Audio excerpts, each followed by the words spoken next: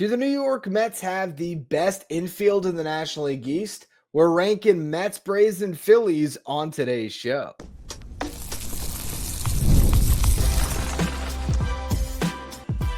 You are Locked On Mets, your daily New York Mets podcast. Part of the Locked On Podcast Network, your team every day. Hello to all you amazing Mets fans. You're watching Locked On Mets, part of the Locked On Podcast Network, your team every day. I'm your host, Ryan Finkelstein. If you want to find any of my work, follow me on X at Finkelstein Ryan. You can also find some of my writing at justbaseball.com, where I work as the managing editor. Today's episode is brought to you by FanDuel. Right now, new customers can get $200 in bonus bets when your first $5 bet wins. Head to FanDuel.com to get started. Over the next couple of days, I will be ranking the top teams in the National League East. We are looking at each position group. So today, I will be ranking infielders. And this is how I'll be doing these division preview rankings. I am giving each player a grade, and the scoring system is a star system. 5 stars is the best you can get. 1 star is the worst you can get. A 5-star player is a superstar. So we're talking Francisco Lindor, Juan Soto, those type of players. 4-star is an all-star. So a good comparison here will sort of spoil the first base rankings a little bit here. Bryce Harper, 5-star player. Matt Olson, 4-star player. That's the differentiating factor. It's the absolute top upper echelon players to the guys that are all-stars on a good year. 3-star players, above average regular. Guys that are not just a starter in the big leagues, but a good one. 2-star, replacement level player. 1-star, anything worse than that. And I will do some half stars in the middle if players fall between 2 subsets of rankings. So let's open things up with first base. And I will mention, I'm only grading Mets, Phillies, Braves. These are the 3 teams that are vying for this division. With all due respect to a Nationals team that has a really good outfield, or a Marlins team that when we get to the starting rotation has a good rotation, we're just not going to focus on those teams so we can spend more time on the 3 teams that really, really matter in this division. So let's start with the corner infielders at first base. Bryce Harper, as already mentioned, a 5-star player. He's still a superstar, future Hall of Famer. You look at the offensive stats. We have WRC plus. That is weighted runs created plus. It is a stat that measures hitters on a league average of 100. So for a hitter, if they have a 115 WRC plus, they're 15% better than your league average hitter. That's a good hitter. That's a slightly above average hitter. You get anything above 120, you're definitely in the good zone. If you get anything above 130, it's pretty much a great hitter. So when you look at Bryce Harper over the last 5 seasons, he's had a WRC plus of 139 or better every single season. The only other guy in this entire division who can say that is Juan Soto. Juan Soto has never had a season with a WRC plus under 140, by the way, but we'll talk about Soto a little more when we get to the outfield rankings tomorrow. Matt Olson, 4-star player. Last year, he had a 117 WRC plus. He's just slightly above average. 29 home runs was still solid, 98 RBIs. A 2.6 F4. F4 is wins above replacement. That takes into account base running, defense, and hitting. 2023, though, Matt Olson was kind of a 5-star player. He put together a 6.6 win season. 161 was his WRC plus. Hit 54 bombs. Drove at 139. Also is a good defender at first. That was a career year. I don't know if he'll ever get back to those levels, but something in between, 2 years ago where he was, second in MVP? Maybe it was third in MVP. Yeah, because Mookie Betts was runner-up. So third in MVP to his teammate Ronald Acuna Jr. Something between that and what we saw last year where the power numbers weren't exactly where you expect them. I think that is a fair expectation for Olson. And he's better than Pete Alonso. How much better? When it comes to my star system, I got Pete Alonso at 3.5 stars out of 5. Now, last year was a bad season for Pete Alonso standards. He still hit 34 home runs, drove an 88, and had incredible moments in the playoffs. 122 WRC plus is not bad. That's still a good hitter. Now, in 2022, he hit 40 bombs, drove in 131 runs, had a 141 WRC plus. That's probably more the ceiling for Pete Alonso. And marks I think he can get back to this year. I really do believe that's to be the case. He also hit 46 home runs in 2023. And then, of course, remember what he did as a rookie. Pete Alonso, at his best, is a 4-star player. At his worst last year, more a 3-star player. I put him right in the middle at 3.5 stars. Moving over to the hot corner. Best third baseman in this division, pretty clearly in my eyes, Austin Riley. I did my top 10 players in the National League East, and I talked about that on this show. I did an article for Just Baseball. I believe I had Austin Riley at number 5. Let me count from the top. I had Soto, Lindor, Harper, Acuna. Yeah, so I had Riley at number 5 on those rankings. This guy is a really good player. He's one of the best third basemen in baseball. Last year, he was hurt by an oblique injury that really bogged down his numbers, particularly early in the season. Went on the IL. Once he came back, he had a week off the IL. Then he got into June, and he got back to being Austin Riley. From the beginning of June until August 18th, Austin Riley hit 275, 339 on base, 531 slug, had 16 home runs in 68 games, put up a 2.2 F-WAR during that span. A 68-game sample where he was worth more than 2 wins. You extrapolate that over a full season, gets him right back in line with what he has been prior to that, because in the 3 years prior, every single year it's 30-plus home runs, it's 90-plus RBIs. It's a 5-win season at a premium position at third base. Austin Riley is as good as it gets in this division at third. He's a 4-star player. Mark Vientos, second best third baseman in this division. I have him as a 3-star player. Now, you might say, why is Vientos a 3-star and Alonso a 3.5 star?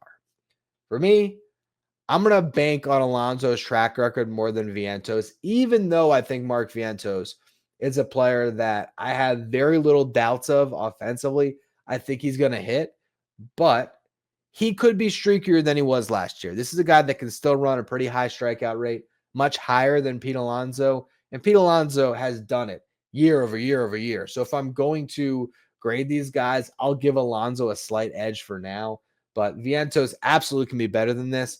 Not a great defender at third, but he's coming along, still has a cannon of an arm.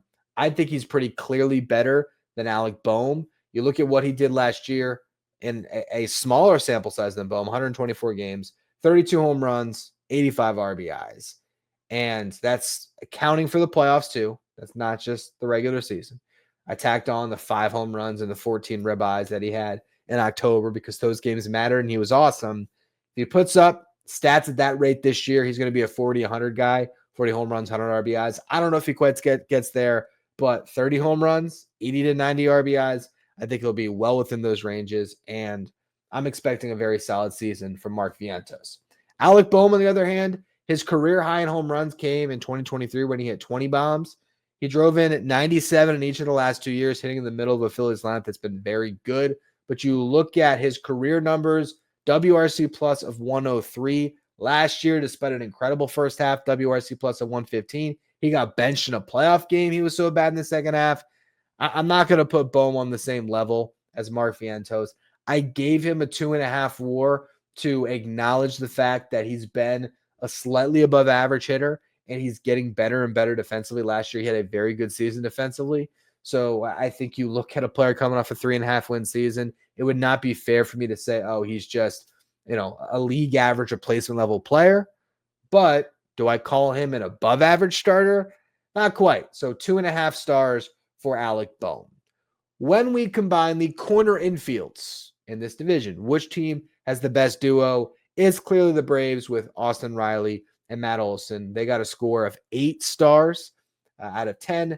For the Mets, between Pete Alonso and Mark Vientos, 6.5 stars. The Phillies are ahead of the Mets at 7.5 stars so far, but that's largely due to Bryce Harper, their 5-star player. They're not going to have another one. The Mets have a 5-star player coming up the middle, of course, with Francisco Lindor. I want to talk about who has the best double play combination in this division in just a minute. First, though, quick word from our sponsors. Today's episode is brought to you by FanDuel. March Madness is here, and FanDuel is giving you the chance to get in on the action like never before, because right now new customers get $200 in bonus bets when your first $5 bet wins. That's $200 extra bucks to use on everything from buzzer beaters to Cinderella stories and even who's cutting down the nets. If you want to stay in the action, FanDuel is there for you because there's tournament games happening almost every day. There's always something exciting to bet on. And the FanDuel app is simple to use. And when I win, I get paid instantly. So there's no waiting around. So if you want to play, visit FanDuel.com to get in on the college hoops action all tournament long. FanDuel, America's #1 sports book. Today's episode is also brought to you by Game Time. There's nothing better than catching an MLB game live. The crack of the bat, the roar of the crowd, and the smell of ballpark food, all of that is on the horizon for us with opening day around the corner. If you're looking to go to opening day or just any game this season, Game Time is the place to go, particularly for last-minute tickets, making it easier than ever because they'll have last-minute deals, all-in pricing, and the lowest price guarantee. Game Time takes the stress out of buying tickets, plus you can view your seat before you buy so you know exactly what to expect when you arrive. And the Game Time Picks feature will help you filter out the fluff to show you only the top discounts in the stadium. Take the guesswork out of buying tickets with Game Time. Down the Game Time app, create an account, use the code LOCKEDONMLB for $20 off your first purchase. Terms do apply. Again, create an account, redeem the code LOCKEDONMLB. That's LOCKEDONMLB for $20 off. Dial in Game Time today. Last minute tickets, lowest price, guaranteed. For those of you watching on YouTube today, do me a favor and hit that subscribe button. Our goal is to get to 13,000 subscribers by opening day. We're running out of time, so I appreciate all of you who continue to hit that button and subscribe to help us get closer and closer to that goal. Let's talk about the middle infield for each of these teams. We'll start at shortstop, and there's no doubting who the best shortstop in this division is. It is Francisco Lindor. Lindor, over the last 3 seasons, has been worth 19.7 wins above replacement. About 20 WAR in a 3-year span. It's ridiculous. That's the most in this division for any player when it comes to wins above replacement. You average it out, 6.5 wins per year. He flirts with 30-30 every year, flirts with 100 runs and 100 RBIs every year, and that's something that David Wright used to do. He said recently on a podcast that every year he went into the season saying, I want to – actually, maybe Daniel Murphy talked about that for David Wright. But regardless, David Wright's goal was always 100 runs, 100 RBIs. If you do that, you're going to have a really good season. You see Francisco Lindor every single year get to 90 in both departments. So he is as consistent as they come. Best defensive shortstop in baseball for my money. Francisco Lindor is a 5-star player. He might be even better than that. How about that? But let's talk about the second best shortstop in this division. Pretty clearly, Trey Turner. To be fair, C.J. Abrams is in the periphery. Xavier Edwards isn't bad either, but we're not talking Nationals. We're not talking Marlins. Trey Turner has been a 4-win player in a Phillies uniform each of the last 2 years, basically. 4.2 F4 than 3.9 F4, but he missed time last year. If he was healthy, he would have racked up more WAR. He's a guy that still should be 20-20 with home runs and stolen bases. But for Trey Turner to be the guy that's worth the contract, he's got to hit over 300 and really maybe even contend for, if not a batting title, at least to lead the league in hits. He's now back in the leadoff spot after hitting behind Kyle Schwarber in his first couple years as a Philly. Maybe that will spark him a little bit. I had a really tough time grading Trey Turner. I wanted to go with 3.5 because I felt like there is a 1.5 separation between Lindor and Turner. But ultimately, when you talk about a floor of a 4-win player who still has a ceiling of a 6 to 7-win player, who might not be the best defensive shortstop, but still plays league average defense at a premium position while having the potential to hit 300 and hit 25 homers and steal 30 bases when he's right, I got to give him 4 stars. Now we go to the other, probably the worst shortstop in this division, but for our rankings of these 3 teams, we got to talk about him. Orlando Arcia. I'll just say he sucked last year. 0.8 F4, hit 218, 271 on base, 354 slug, 72 WRC plus, 28% worse than your league average hitter. His only saving grace is his contract because he doesn't get paid much. And he's a good defender at shortstop, but it is mind-boggling to me that the Braves have not done anything to improve the shortstop position. Maybe they believe in Nacho Alvarez. We'll talk about the depth element to infield in the next segment. But Arcia is rough. Just because of the defense, I'll give him a little bit more than being a one-star player. So we'll call it 1.5 stars, but he is not an average player in my opinion. He's below average. He's not a league average player. Sure, if you want to call WAR, a 0 WAR player league average, fine. But we're talking about starters here. He's not a league average starter to me. He's below average. So 1.5 is my rating for Arcia. I feel like I might have been high on that. Honestly, he's bad. I'm just gonna say it. It's rough. I'd take any other shortstop in this division in a heartbeat. And that's including Xavier Edwards, who has 100 games played, but last year hit well over 300, and he stole 30 bags in 70 games. So yeah, Arcia is a rocky one. Moving to second base. His teammate Orlando Arcia is the best second baseman in this division. I gave him 3 stars out of 5 because he's becoming something of an injury-prone player. Last year in 99 games, he was a below-average hitter at a 95 WRC+. Jeff McNeil had a 97 WRC plus last year. So Jeff McNeil was a better hitter than Ozzie Albies last year. I don't know why I stumbled over that name so brutally, but we're going to leave that in the show. No worries. Looking at why I still gave Albies 3 stars. When he's healthy, the last 2 seasons that he's done that, which I believe was 23 and 21, 30 home runs each year, 100 plus RBIs from the second base position. Few guys can do that. Few guys have that much power and play second base. One of them just moved to left field with Jose Altuve.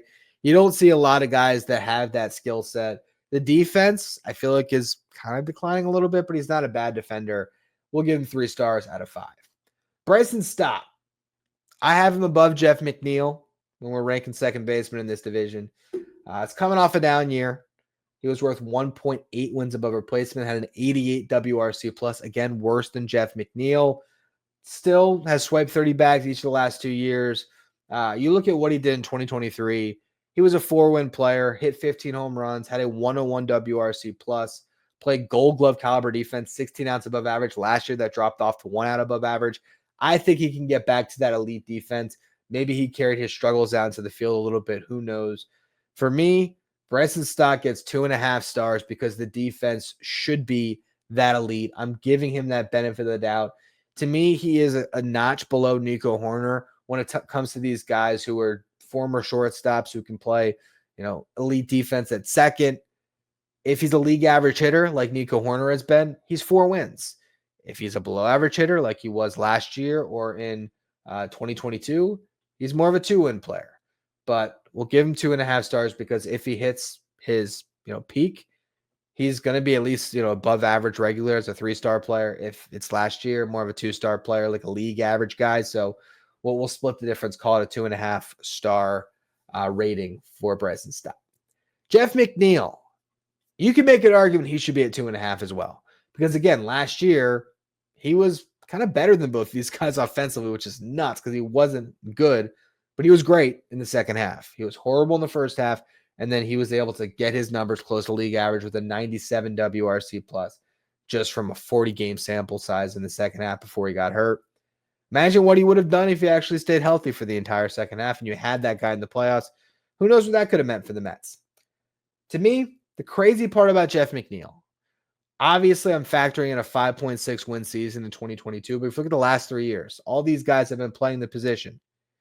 Jeff McNeil has a 9.3 WAR. Bryson Stott, 7.3. Ozzie Albies, 6.5. So for the last 3 years, because of an amazing season where he won a batting title, Jeff McNeil has been the best second baseman in this division. Last couple of years, it's been closer than you would think. I still think he can be the best second baseman in this division this year. Obviously, he's starting the year hurt with a slight oblique strain. We'll see how long he's out for. We'll see if he has any other injuries pop up. We're going to talk about depth in the next segment here, which does impact this conversation a little bit because I think the Mets have the best depth in this division. I'm going to give a point for the team or a star for the team that has the best depth. So I want to go through that, how that impacts the Mets at second base and beyond. We'll talk about it in just a minute. First, though, a quick word from our sponsors. The NCAA tournament is here, and so is the Bracket Breakdown. Locked On Podcast Network and Amazon Fire TV channels are teaming up to deliver NCAA tournament coverage like never before. Watch studio shows featuring former players and Locked On's local experts as they guide you through every upset, buzzer beater, and bracket matchup. Stream it all for free on Amazon Fire TV channel. Search Bracket Breakdown to see it all for free. It's your team every day. If you're an everyday listener of the show, make sure you become a Locked On Mets insider. This is our texting service where you get updates from me anytime news breaks in the Mets. You can ask me questions anytime. You can also take part in our Locked On Mets sign photo giveaways. If you want to be Locked On Mets insider, find a link in the episode description. Go to subtext.com/LockedOnMets. Let's talk about depth in the infield. The Atlanta Braves, who are their depth options? Right now, if you look at roster resource on Fangraphs, they have Nick Allen and Eli White as the backup infielders on this team. I mean, what would you even call those players? They don't have depth. That's why last year they ran through a plethora of infielders. Louis Guillorme, Zach Short, a couple former Mets in there. Whit Merrifield. They had a lot of guys that were getting opportunities. Eddie Alvarez is in camp with them right now. Maybe he makes the team. Talk about another former Met. But they don't have depth in the infield. They don't. They have guys that they expect to play every single day. But one of them is Orlando Arcia. One of them has been injury prone, and Ozzie Albies. And then I love the guys on the corners. But up the middle, they got a lot of question marks. They really do. Now, Nacho Alvarez is one of their top prospects who could provide depth at second or short, depending on where they might need him. Maybe they're counting on him, but he struggled last year with his cup of coffee in the big leagues.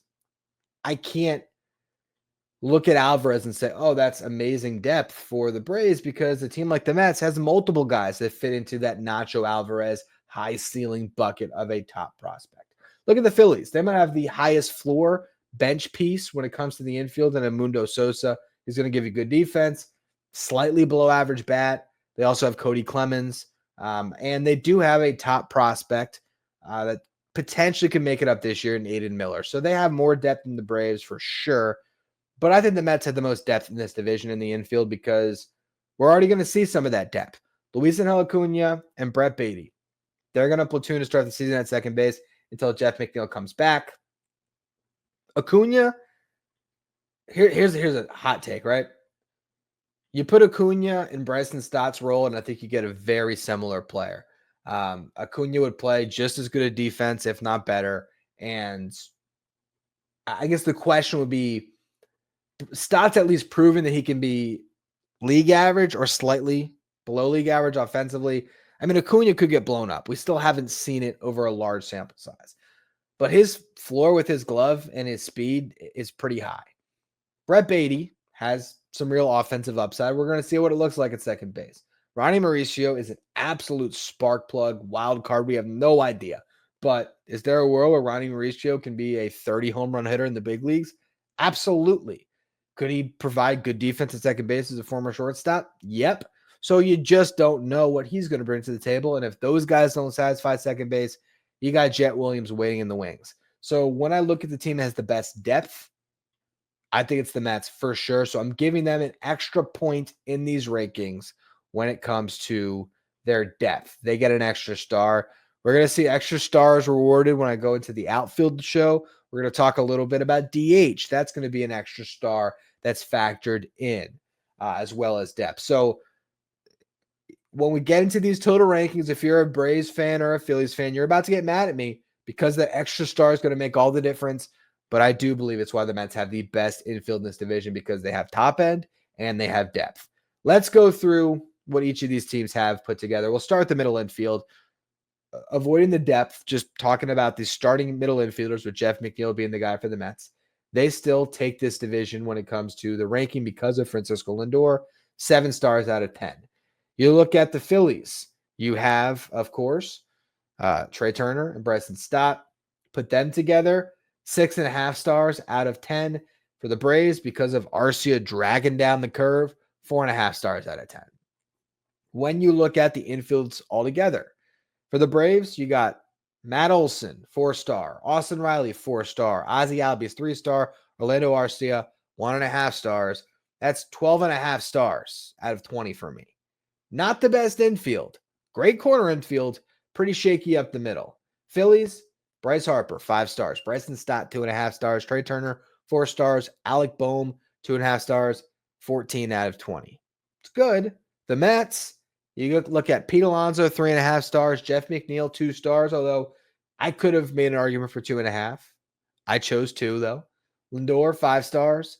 Mark Vientos 3 stars. But then when I factor in the depth, I take it from 13.5 stars out of 20 to 14.5 stars out of 20, because I really do think that by the end of this season, the Mets will be able to put together a second base, or they'll be able to have a second base platoon or just a starting second baseman that's better than Bryson Stott. I really believe that to be the case.